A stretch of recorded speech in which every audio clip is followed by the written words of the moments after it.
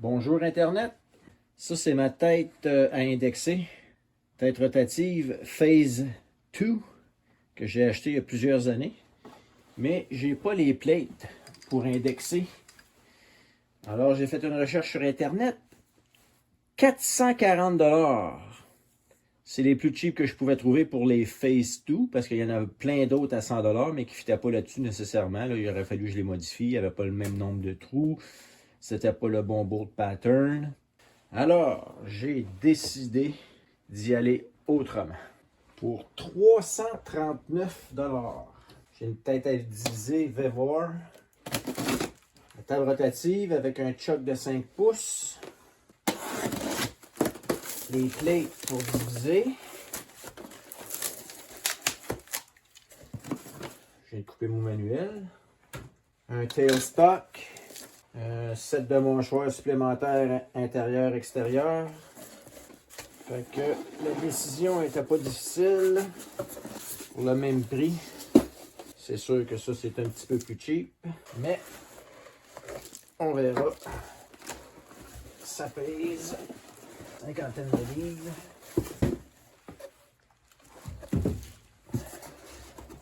Un dead center.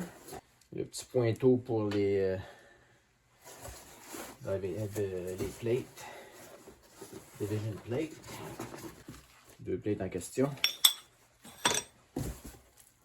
Un tailstock. Oh boy, c'est lumineux.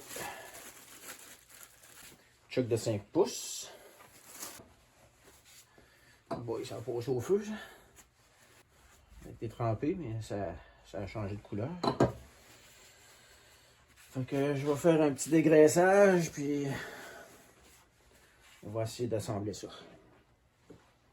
Bon, j'ai déjà une plate d'installer. J'ai installé le mécanisme là, de barrure. C'est pas si pire. Il y a un backlash dedans. C'est sûr qu'il faut toujours que tu finisses ton mouvement dans la même direction. Ça, tu tires ça, tu veux le virer, tu le barres, mais là, tu peux pas prendre la poignée pour virer parce qu'elle va virer avec toi puis elle va se débarrer maintenant. Fait qu'il faut que tu le prennes ici. Le mécanisme.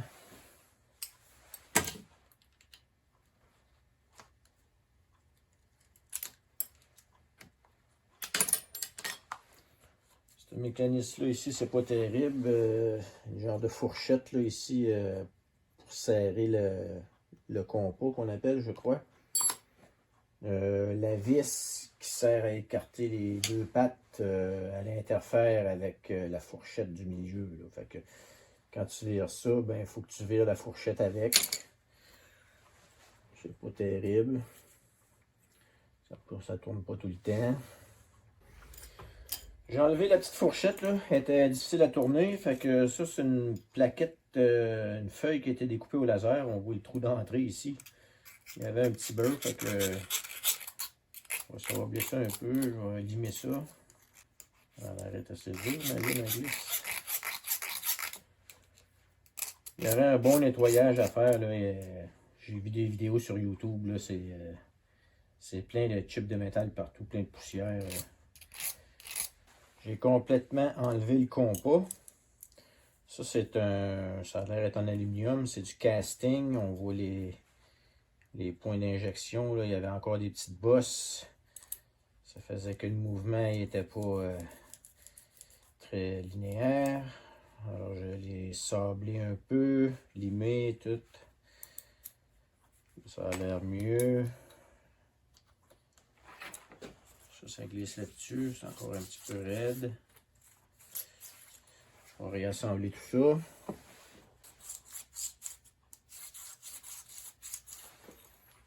On va mettre cette affaire-là.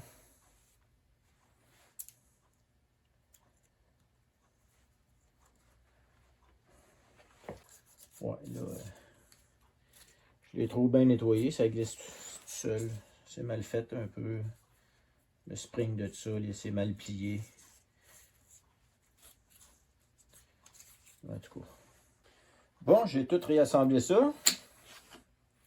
C'est pas si pire. Il va y avoir encore du graissage à faire. Fait que hors caméra, là, je vais tout démancher ça. Quand ça sera fait, je prendrai du vidéo. Je vais tout nettoyer. Parce que ça a l'air que l'intérieur de tout ça, il y a bien la chip. Puis là, il faut que je le remplisse d'huile ou de graisse. Il faut que je mette de la graisse, anyway. Pour être sûr que, que ça fonctionne comme il faut. Mais surtout pour enlever des chips, le nettoyage. Bon, un des commentaires que je voyais souvent dans les reviews, puis c'est ça qui arrive.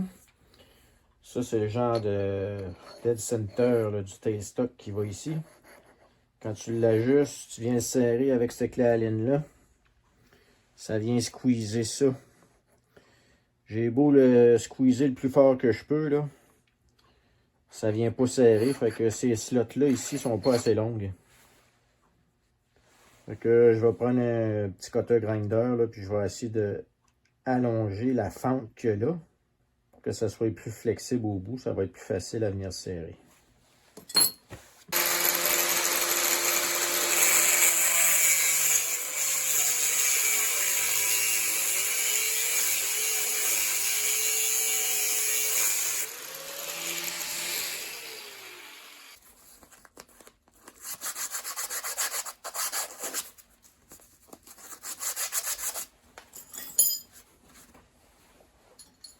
J'avais commencé à grinder puis j'avais oublié la botte dedans. Pas trop fort, hein?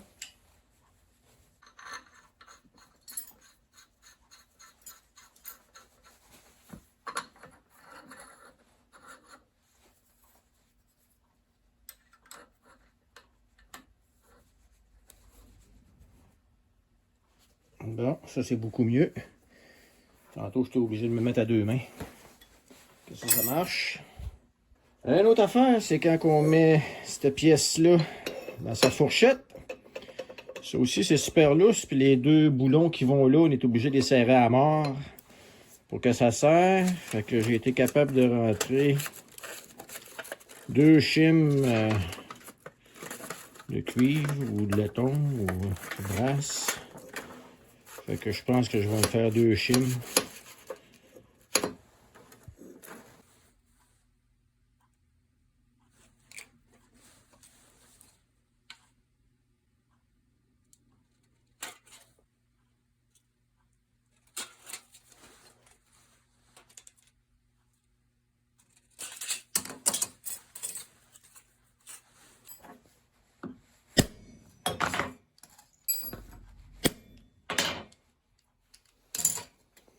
Pas tout à fait centré, mais ça va faire le job.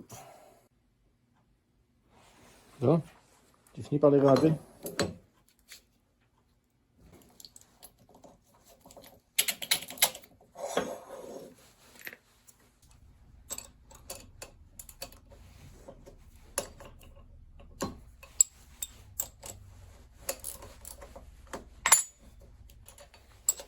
C'est ordinaire comme système. Les washers sont tellement mous qu'ils rentrent dans les fentes quand tu les serres avant que ça serre la fourchette. Je prendrai 4 bras.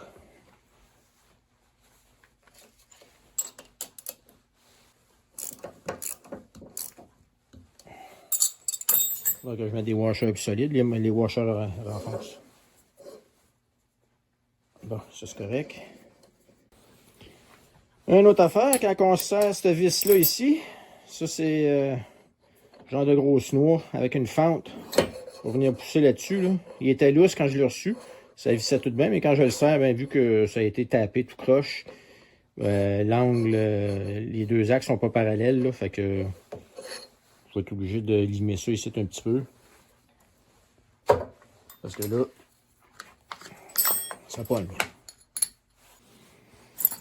Ok, j'ai limé ça un peu, puis j'ai remis l'insert screw qu'il y a ici là, pour aligner dans le slot. Fait que mon dead center veut moins tourner, fait que ça pogne moins, ça va pas si pire.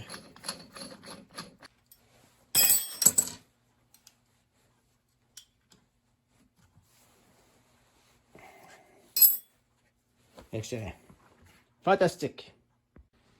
Bon, j'essaie de défaire le choc de là sur les vidéos YouTube, là, c'était tout un ariat de faire ça. Fait que là, je vais essayer de prendre mon impact. On va voir ce que ça donne.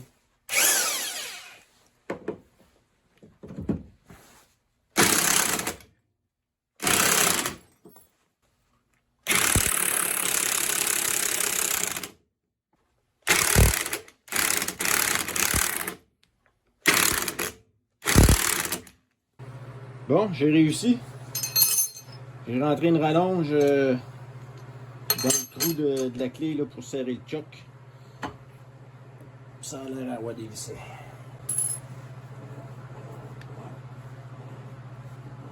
C'est pas mal trop serré pour rien, c'est ça que les vidéos disent. Évidemment, c'est jamais filmé quand on le démanche. Ok, j'ai enlevé cette plaque-là. C'est bien sale, c'est plein de grit, c'est plein de chips. J'ai enlevé les boulons, ça aussi c'était bien sale. Là, je vais essayer d'enlever ça.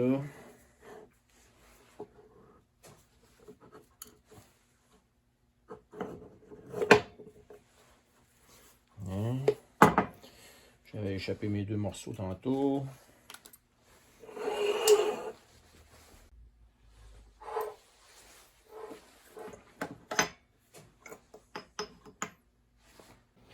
Bon, j'ai tout nettoyé les pièces et puis là, j'ai commencé à réassembler. J'ai des ajustements à faire. Ici, genre d'insert Allen qui vient ajuster le jeu de cette pièce-là ici. Quand c'est trop quand c'est pas assez vissé, ben, j'ai un grand lousse ici. Fait que là, ce que je fais, c'est que je le serre tranquillement jusqu'à temps que mon lousse soit enlevé.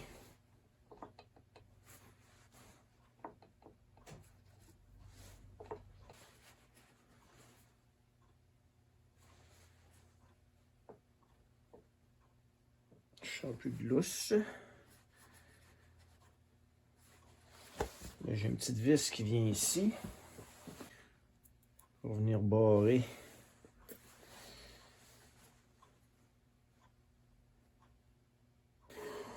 ça. Ce morceau-là ici, c'est un genre de cam, là, il est excentrique. C'est pour venir accoter la guire sur celle-là ici.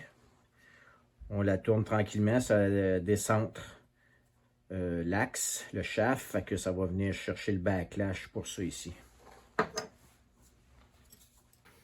Bon, on va mettre de la graisse là-dedans.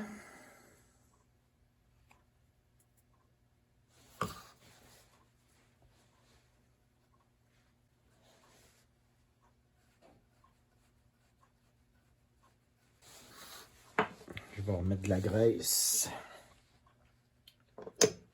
Ça va pas de même, mais je vais mettre de la graisse dans le bearing. C'est un taper. Là, je peux pas l'enlever parce que j'ai cette botte-là ici. Oh, je pourrais essayer de l'enlever.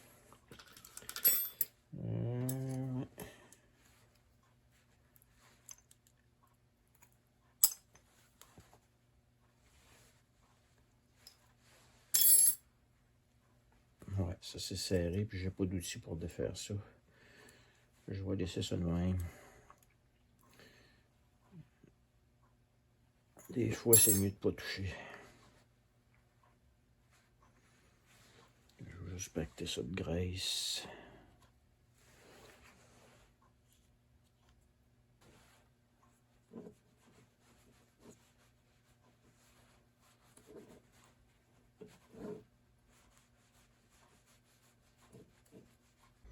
Ça, c'est tout graissé.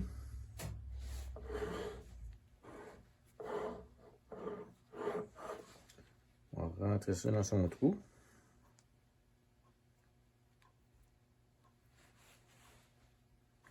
Hop, je vais mettre de la graisse à la guire.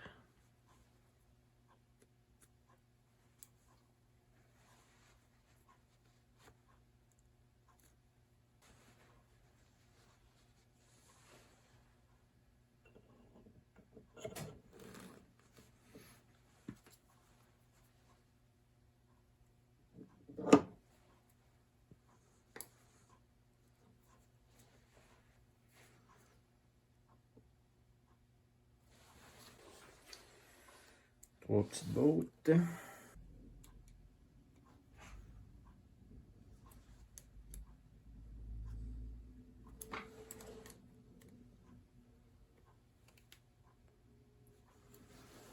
OK.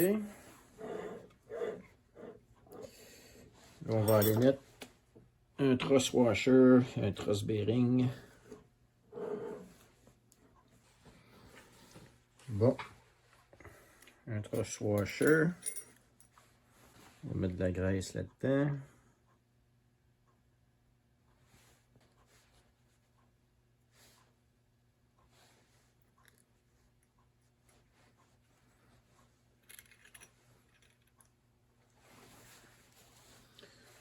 Ça, c'est une noix avec une slot dedans pour la serrer.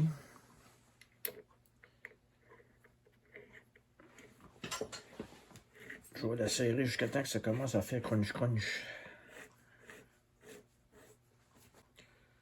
Ça a l'air pas si pire, mais je vais essayer d'y en donner encore un petit peu.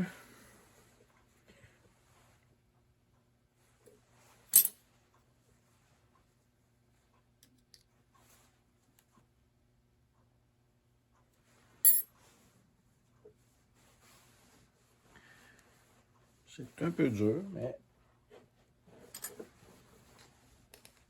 on va le laisser de même pour l'instant. Ok, j'ai serré la noix du truss washer en arrière ici. J'ai remarqué que plus je serrais la vis là, qui sert à barrer la noix, plus ça venait dur à visser. Fait que j'ai fait un entre-deux là. C'est sûr que la noix, elle se dévissera pas tout seul. Ça n'a pas besoin d'être serré super fort avec ce vis-là ici. Mais la façon que c'est fait, c'est que ça met de la pression sur la noix, ça l'écarte, mais ça met de la pression aussi sur le truss washer si je serre trop fort. Donc pour l'instant, on va laisser ça de même. Je vais venir défaire ça ici. Ça, c'est le cam l'excentrique. Là, je l'avais mis au plus lousse. C'est pour ça que j'étais capable de la tourner. Les deux engrenages ne sont pas engagés. Là, ça, c'est le même.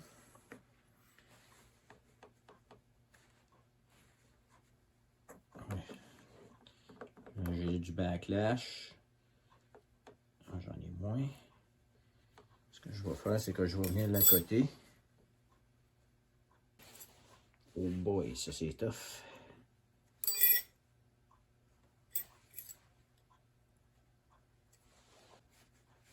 Bon, ça tourne. J'ai zéro backlash, mais je vais y en donner quand même parce que je veux pas que ça frotte, ça va user plus vite.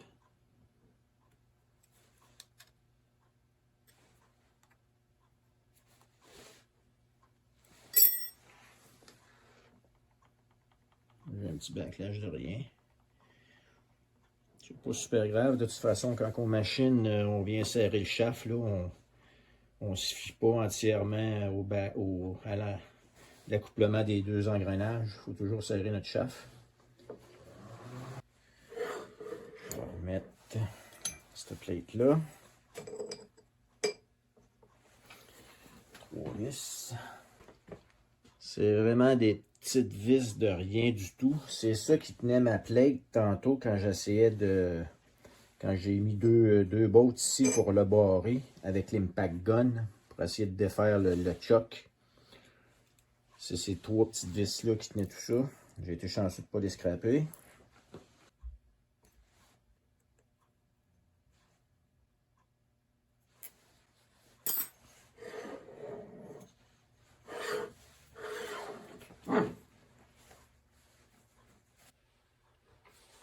Je vais restaller les barrures pour le tilt. Ça doit aller de même.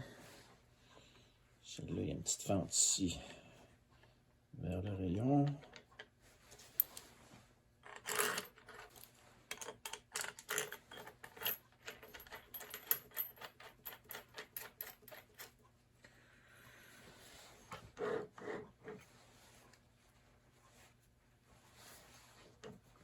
OK. Je viendrai ajuster le 90 avec un équerre plus tard.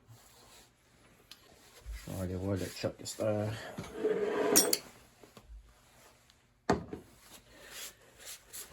Sur les vidéos YouTube, il paraît que quand tu enlèves ça ici, tu n'es même pas capable d'enlever la plate tellement c'est fort. On va voir ce qu'on peut faire.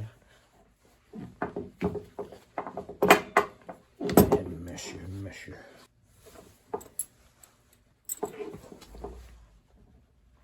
Tiens, ouais.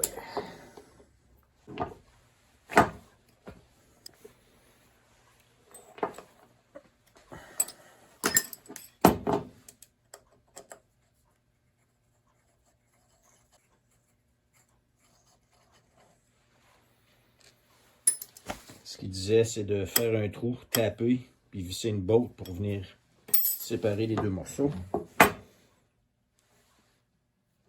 On va voir ce qu'on peut faire. On va y aller à la méthode rough, la méthode illégale.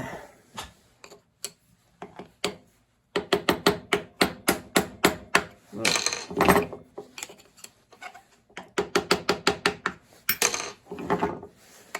Ça sort.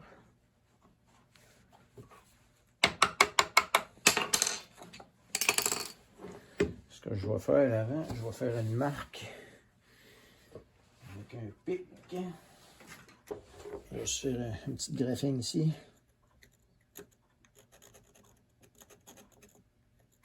Comme ça, ils vont être alignés pareil. Hein?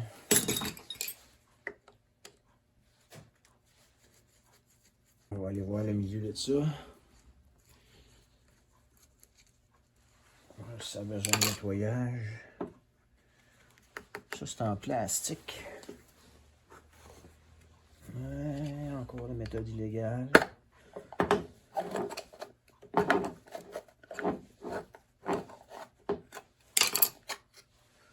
Oh boy, il n'y a pas une goutte d'huile là-dedans. Investigation. Bon, j'ai un petit fitting ici. Je ne sais pas où ce qui mène. On va tout défaire ça. C'est sec comme le désert.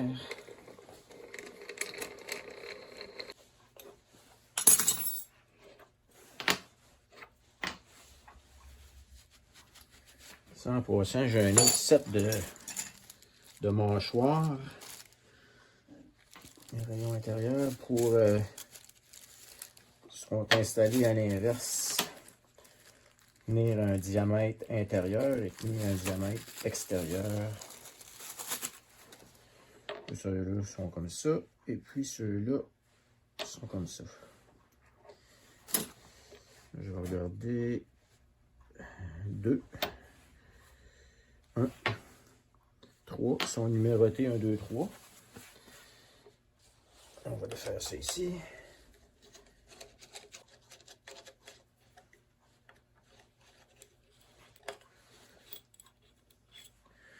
Ça, c'est des pins pour retenir ça ici.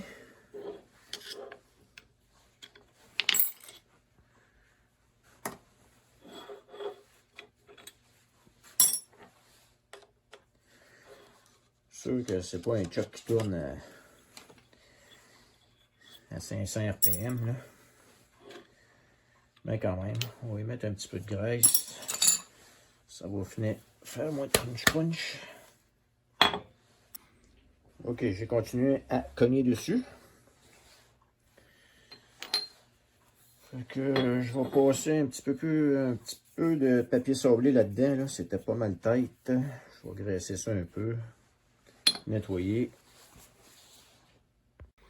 Bon, le petit trou qu'il y a là vient lubrifier. Je sais pas si on va le voir là. En tout cas, ça sort ici. Fait que ça vient lubrifier. Ça vient lubrifier quoi ça? Ça vient lubrifier le labyrinthe qu'il y a là. Je vais mettre quand même une petite shot de graisse.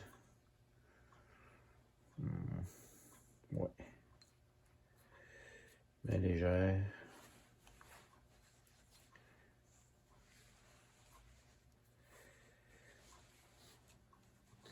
On va le mettre dans le milieu.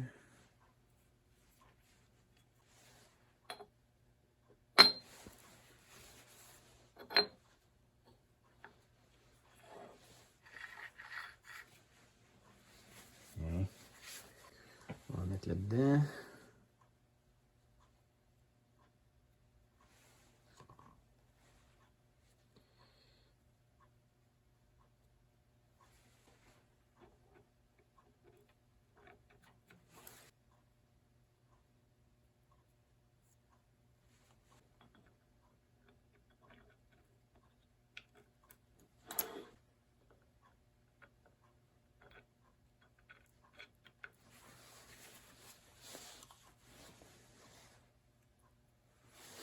J'ai remis les 3 tiges qui retiennent mes petits engrenages. J'ai mis de la graisse là-dedans. On va réassembler ça.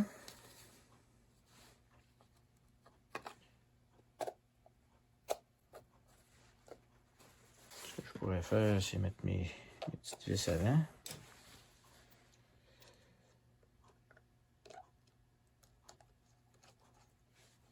Bon, c'est vissé. Ensuite de ça, on va remettre la backplate. Elle avait fait une marque. Là, celle-là ici. Bon, ça va là.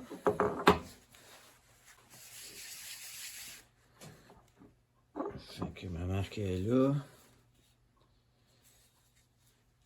Ma marque est là. Et là. On va essayer d'aligner ça le plus possible.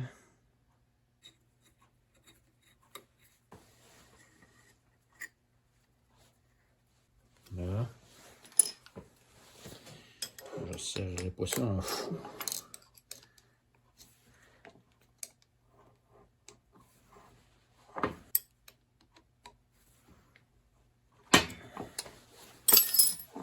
Et voilà.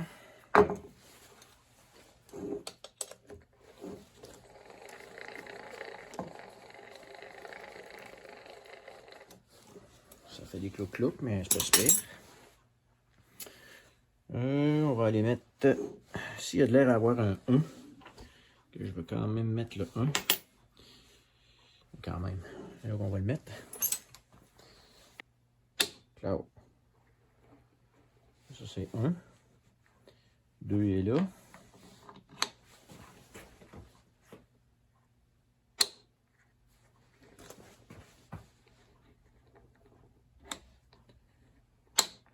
Trois.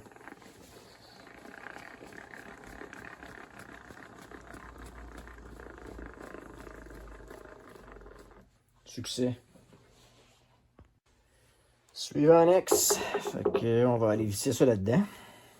J'ai nettoyé les filets.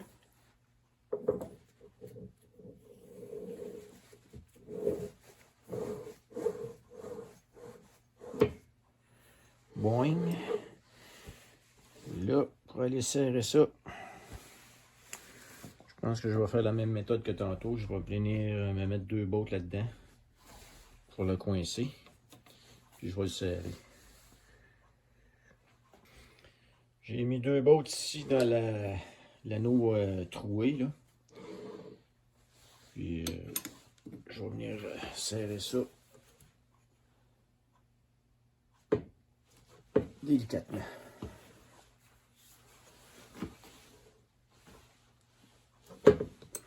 Ça va être assez. Juste pour le fun, on va checker à combien ça vire cette affaire-là. Fait que ça, c'est une vieille mèche cassée. On met ça là-dedans. C'est un petit bout là. Bon, il faut que je fasse 40 tours de manivelle pour faire un tour de choc.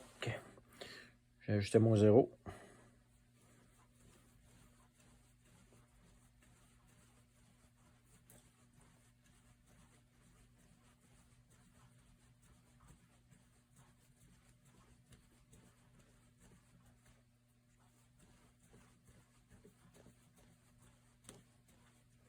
Un tour, fait que c'est environ 3 millièmes. J'ai 2 sur ce bord-là.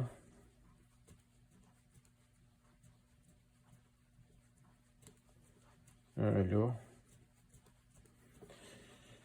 Pour 339$, c'est pas si pire. Fait que that's it, that's all. Bonne journée.